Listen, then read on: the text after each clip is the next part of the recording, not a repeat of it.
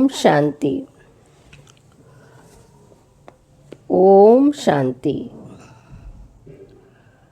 परमात्मा पिता का मिल रहा ज्ञान हम हर आत्मा अपनी अपनी बुद्धि की क्षमता अनुसार ही उठा पाती है और उसी अनुसार ही उसका मनन चिंतन कर पाती है। तो जैसे अगर हम खुद खाना बनाने की पूरी मेहनत करते हैं ना, और उसे फिर स्वयं भी बड़े प्रेम से ग्रहण करते हैं, शुद्ध मन से ग्रहण करते हैं और दूसरों को भी परोसते हैं, तो उसमें जितनी खुशी हमें मिलती है ना, वो हमारी लंबे काल तक अनुभूति बनी रहती है और हमारे अंदर फिर विश्वास भी बन जाता है और फिर दोबारा से कार्य करने की क्षमता भी बढ़ जाती है।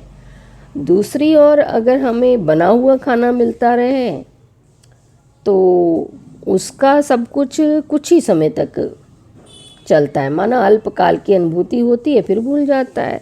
तो इसी प्रकार ज्ञान को जब बुद्धि स्वयं से मनन चिंतन करके मंथन करती है ना, तो उसकी मगन अवस्था बनने लग जाती है, माना बुद्धि की मगन अवस्था बनने लगती है, जिससे बुद्धि फिर स्वच्छ भी बननी शुरू हो जाती है। किंतु जब हम किसी दूसरे द्वारा ज्ञान सुनते हैं तो बुद्धि उसका अनुसरण लंबे काल तक नहीं कर पाती है, जिससे उसकी अवस्था स्थिर बुद्धि की नहीं बन पाती।